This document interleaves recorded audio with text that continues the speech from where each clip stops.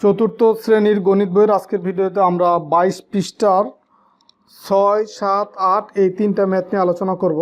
তো প্রথমে দেখো 22 পৃষ্ঠার যে 6 নম্বর যে ম্যাথটা, যে নিচের সংখ্যাগুলো তুলনা করি এবং এই ক্ষুদ্রতর, বৃহত্তর বা সমান চিহ্ন বসায়। তো এখানে তিন ধরনের প্রতীক আছে বা চিহ্ন আছে, একটা হচ্ছে কি ক্ষুদ্রতর, আর একটা হচ্ছে বৃহত্তর এবং আরেকটা হচ্ছে সমান। তো এখন এই যে পাশাপাশি দুইটা সংখ্যা আছে, বাম পাশে একটা, এই খালি ঘরের বাম পাশে একটা, ডান পাশে একটা।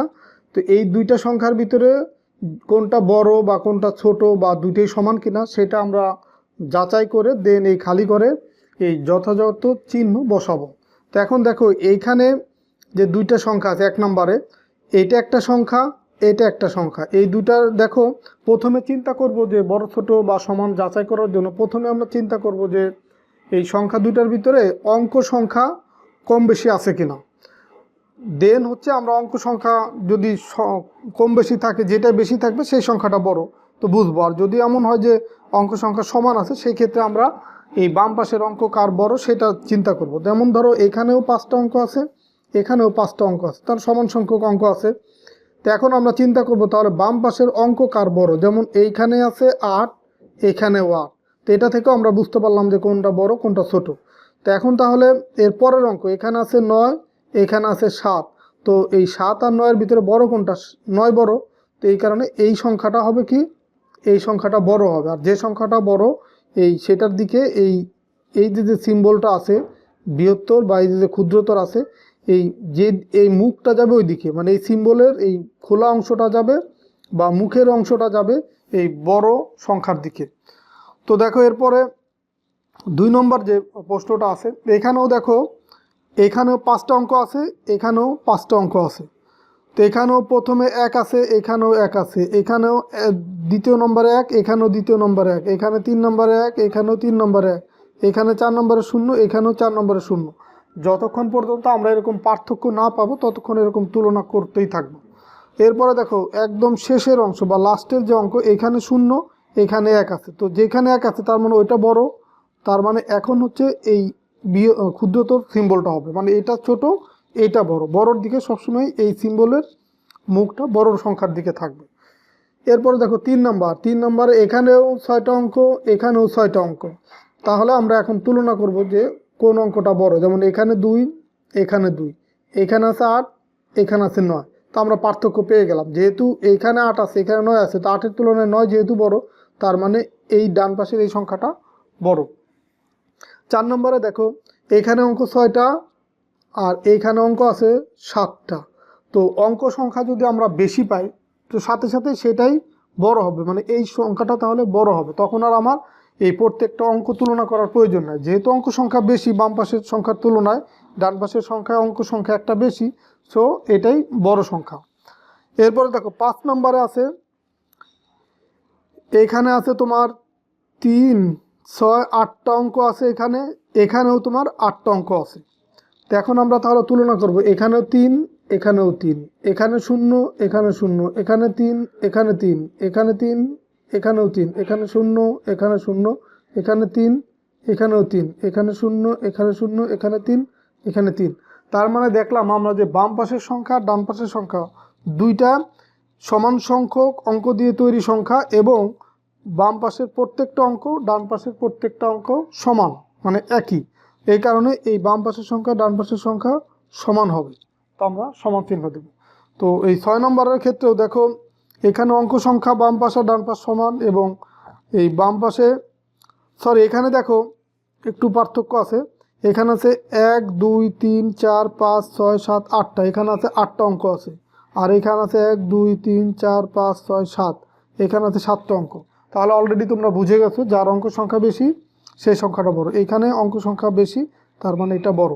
তো প্রথমে দেখলে মনে হচ্ছে যে এখানেও দেখো অনেকগুলো 8 আছে, 7 আছে, তো এখানে অনেকগুলো 8 আছে, 7 আছে, মনে হয় একই। আসলে কিন্তু তা না, আমাকে গুণে দেখতে হবে, মানে গণনা করে দেখবো যে আসলে সংখ্যার কোনো পার্থক্য, অঙ্কের পার্থক্য আছে কিনা, মানে এই বাম পাশে বা ডান পাশে কোনো দিকে অঙ্ক সংখ্যা বেশি আছে কিনা সেটা আমাকে তুলনা করে দেন হচ্ছে আমাকে যাচাই করে আমরা সিদ্ধান্ত নেব বা সঠিকভাবে বুঝতে পারবো যে আসলে কোন সংখ্যাটা বড় বা কোন সংখ্যাটা ছোট।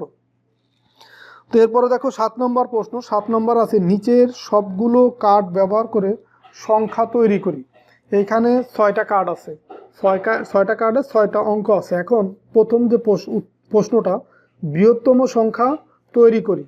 এই প্রথমে হচ্ছে আমরা বৃহত্তর সংখ্যা তৈরি করব এই উপরের যে 6টা কার্ড আছে সেই 6টা কার্ডের অঙ্ক দিয়ে। তো বৃহত্তম সংখ্যা তৈরি করার নিয়ম হচ্ছে কি, সবচাইতে এই কার্ডের ভিতর বড় অঙ্ক যেটা সেটা আগে লিখলাম 8, তারপরে হচ্ছে এর চেয়ে একটু ছোট 6, দেখো এই 8 লিখলাম, 6 লিখলাম। এরপরে 6-এর চেয়ে একটু ছোট হচ্ছে 5, 5-এর চেয়ে একটু ছোট 3, 3-এর চেয়ে একটু ছোট 2, 2-এর চেয়ে ছোট 0। তো এটাই হচ্ছে তোমার বৃহত্তম সংখ্যা। এই বড় থেকে ছোট ক্রমে সাজাইলে আমরা বৃহত্তম সংখ্যাটা পেয়ে যাব। এখন এরপরে আছে কি ক্ষুদ্রতম সংখ্যা। তো ক্ষুদ্রতম সংখ্যা নির্ণয় করার বা লেখার নিয়ম হচ্ছে এই বৃহত্তম সংখ্যাটাকে যদি আমরা উল্টাই দিই তাহলে ক্ষুদ্রতম পাবো, কিন্তু এটাকে যদি উল্টাই দিই সেই ক্ষেত্রে 0 প্রথমে আসতেছে, তো 0কে আমরা প্রথমে দিতে পারবো না। 0 বাদের পরের যে সংখ্যাটা আছে 2, সেটাকে দিব প্রথম।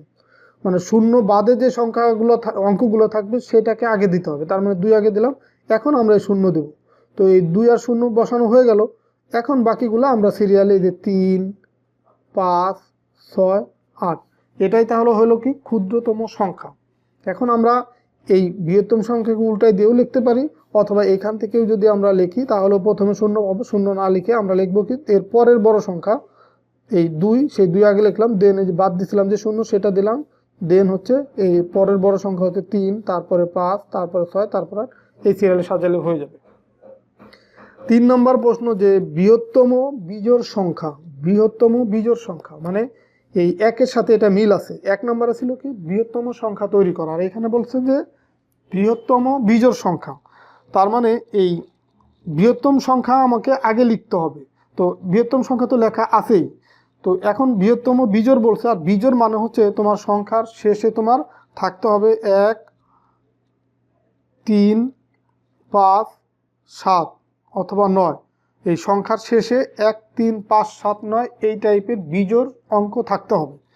তার মানে দেখো এখানে যে বৃহত্তম সংখ্যাটা পাইছি এটার ডান দিক থেকে আমরা চিন্তা করব, এই 0 এই ডান দিক থেকে বাম দিকে যেতে যেতে প্রথম যে বিজোড় সংখ্যাটা পাবো, যেমন 1, 2, 1, 3, 5, 7 এগুলা যদি পাই সেটাকে আমরা ডান পাশে নিয়ে যাব। দেখো 0-র পরে আছে 2, তো 2 এ তো জোড় সংখ্যা, তাহলে 2 হবে না। এই 3 হচ্ছে বিজোড় সংখ্যা, তার মানে এই 3কে আমরা ডান পাশে নিয়ে যাব। তাহলে আমরা এই 8 এই সংখ্যাটাই লিখবো, শুধু 3কে আমরা ডান পাশে নিলেই হয়ে যাবে। 8, 6, 5, এখন 3কে যেহেতু ডান পাশে নেব, 3 বাদ দিয়ে তাহলে 2, 0, 3। এটাই হচ্ছে বৃহত্তম বিজোড় সংখ্যা। দেখো এটা থেকেই কিন্তু আমরা এই সংখ্যাটা তৈরি করলাম। এরপরে আবার বলছে কি ক্ষুদ্রতম বিজোড় সংখ্যা। ক্ষুদ্রতম বিজোড় সংখ্যা তার মানে এটার মিল আছে তোমার এই ক্ষুদ্রতম সংখ্যার সাথে। ক্ষুদ্রতম বিজোড়, বিজোড় হলে আমরা জানি কি 1, 3, 5, 7, 9 থাকতে হবে। তো এখন এই ক্ষুদ্রতম সংখ্যা তো আগে তৈরি করা আছেই, এই সংখ্যা থেকে এই ডান পাশ থেকে আমরা বাম দিকে যেতে থাকবো, যে কোনটা বিজোড় আছে সেই অঙ্কটাকে ডান পাশে নিয়ে যাব। দেখো তোমার এখানে আছে 8, এখানে আছে 6, দুইটাই জোড় সংখ্যা। তার মানে এই 5, এই 5টাকে আমরা ডান পাশে নিয়ে যাব। এই 5 হচ্ছে বিজোড় সংখ্যা বা বিজোড় অঙ্ক। তার মানে এখন এই 2, 0, 3, এখন এই 5টাকে যেহেতু ডান পাশে নিয়ে যাব, তার মানে এর আগে নিয়ে আসবো 6, 8, লাস্টে চলে যাবে 5। এটাই হচ্ছে বৃহত্তম ক্ষুদ্রতম বিজোড় সংখ্যা। তার মানে এটার মিল হচ্ছে এই যে এটার সাথে, আমরা এই সংখ্যাটা পেলাম ক্ষুদ্রতম সংখ্যা থেকে। তার মানে যদি তোমার 1, 2 যদি নাও বলে, যদি বলে যে ক্ষুদ্রতম বিজোড় সংখ্যা লেখো, তখন তোমাকে আগে ক্ষুদ্রতম সংখ্যাটা লিখে নিতে হবে। ক্ষুদ্রতম সংখ্যাটা লেখার পরে দেন তুমি এই ক্ষুদ্রতম বিজোড় সংখ্যা লিখবা। অথবা যদি বৃহত্তম বিজোড় সংখ্যা বলে, বৃহত্তম সংখ্যা না বলে, আগে তোমাকে বৃহত্তম সংখ্যাটা লিখে নিতে হবে। বৃহত্তম সংখ্যাটা লেখার পরে দেন সেটা থেকে আমরা বৃহত্তম বিজোড় সংখ্যা লিখব। তা আশা করি তোমরা বুঝতে পারছো। তো এর পরের যে প্রশ্নটা আছে 8 নম্বর প্রশ্ন। 8 নম্বর প্রশ্ন দেখো এখানে দেয়া আছে যে 2024 সালের আদমশুমারি অনুযায়ী কয়েকটি জেলার জনসংখ্যার তালিকা নিচে দেওয়া আছে। এখন সংখ্যাগুলোকে ছোট থেকে বড় ক্রম অনুসারে সাজাই এবং কোন জেলার জনসংখ্যা সর্বোচ্চ এবং কোন জেলার জনসংখ্যা সর্বনিম্ন। সর্বোচ্চ মানে কোন জেলার জনসংখ্যা বেশি, সবচেয়ে বেশি, আর সর্বনিম্ন মানে সবচেয়ে কম, তা নির্ণয় করি। তো এখন এখানে এই 5টা জেলার জনসংখ্যা দেয়া আছে। তো এর ভিতরে দেখো প্রথমটা হচ্ছে টাঙ্গাইল 40,000, তারপরে 40,37,608, এরপরে 27,64,547, 9,18,419, খাগড়াছড়িতে আছে 7,14,119, খুলনাতে আছে 23,00,000 তোমার 78,971। তো এর ভিতরে বলছে যে ছোট থেকে বড় ক্রম অনুসারে সাজাও। তো 7 লাখ এটাই হচ্ছে সবচাইতে কম, তার মানে এটা ছোট থেকে বড় যেহেতু সাজাইতে বলছে এটাকে দিলাম 1 নম্বর। 7-এর পরে দেখো 9 লাখ হচ্ছে এর পরে, তার মানে এইটার পরে হবে এটার চেয়ে একটু বড়, এটা তার চেয়ে বড় হবে দেখো এই 23 লাখ, এটা হবে 3 নম্বর পজিশনে। 4 নম্বর হবে 27 লাখ, 5 নম্বর হবে 40 লাখ। তো এই হচ্ছে তোমার ছোট থেকে বড় ক্রম অনুসারে যদি সাজায় তাহলে এটা। এখন এর ভিতরে দেখো এই জনসংখ্যা সর্বোচ্চ জনসংখ্যা কোন জেলা, সর্বোচ্চ হচ্ছে 40 লাখ, তার মানে টাঙ্গাইল হচ্ছে সর্বোচ্চ জনসংখ্যা। আর এই যে 1 নম্বরে যেটা ছিল সেটা হচ্ছে সর্বনিম্ন, মানে খাগড়াছড়ির জনসংখ্যা হচ্ছে সর্বনিম্ন। দেখো আমরা এই ধরনের একটা টেবিল তৈরি করে আমরা ছোট থেকে বড় ক্রম অনুসারে সাজাবো। যেমন জেলার নাম, জনসংখ্যা, তো জনসংখ্যাটা আগে লিখবো। তাহলে 1 নম্বর পজিশনে কি কত ছিল, 7,14,119, 119 এটা ছিল সর্বনিম্ন জনসংখ্যা। তো এটা আমাকে প্রথমে লিখতে হবে যেহেতু আমরা ছোট থেকে বড় ক্রম অনুসারে সাজাবো। তাহলে এটা ছিল কোন জেলার, এটা ছিল খাগড়াছড়ি, এখানে লিখে দিলাম খাগড়াছড়ি। খাগড়াছড়ি জনসংখ্যা কত, 7,14,119। এখন 2 নম্বরের পজিশন ছিল কি তোমার মাগুরা, সেটা ছিল কত, 9,18,419, এটা ছিল কি মাগুরা। এরপরে 3 নম্বর পজিশনে ছিল কত, 3 নম্বর পজিশনে ছিল 23,78,971, এটা ছিল কোন জেলার, খুলনা জেলার। তো 23 লাখের পরে ছিল কত, 27,64,547, এটা ছিল কোন জেলার, এটা ছিল যশোর জেলার, যশোর জেলার। লাস্ট ছিল 40 লক্ষ, 40 লক্ষ ছিল টাঙ্গাইলের, 40,37,608, এটা ছিল কি টাঙ্গাইল।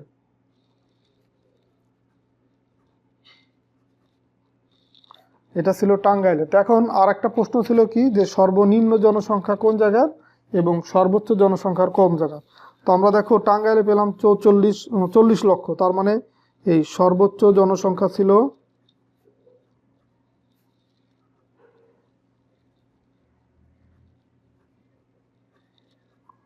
সর্বোচ্চ জনসংখ্যা টাঙ্গাইলে,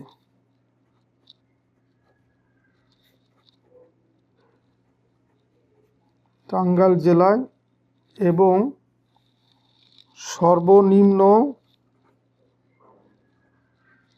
জনসংখ্যা কোন জেলায়, খাগড়াছড়ি, খাগড়াছড়ি। তো এইভাবে কিন্তু এই প্রশ্নটার উত্তর লিখে দিতে হবে। তো প্রথমে ছোট থেকে বড় ক্রম অনুসারে সাজাবো, দেন হচ্ছে আমরা কোন জেলায় সর্বনিম্ন আর সর্বোচ্চ সেটা লিখে দেবো। যেমন টাঙ্গাইলে পাইছি কি সর্বনিম্ন, আর টাঙ্গাইলে পাইছি সর্বোচ্চ, আর খাগড়াছড়িতে সর্বনিম্ন, সেটাও আমি যেখানে লিখে দিলাম। তো আশা করি আজকের ভিডিওর মাধ্যমে 22 পৃষ্ঠার তোমার 6, 7, 8 এই 3টা ম্যাথ বুঝতে পারছো। তো আমরা পরের ভিডিওতে 9, 10, 11 এগুলো সমাধান করে দেবো। তো ঠিক আছে, আল্লাহ হাফেজ।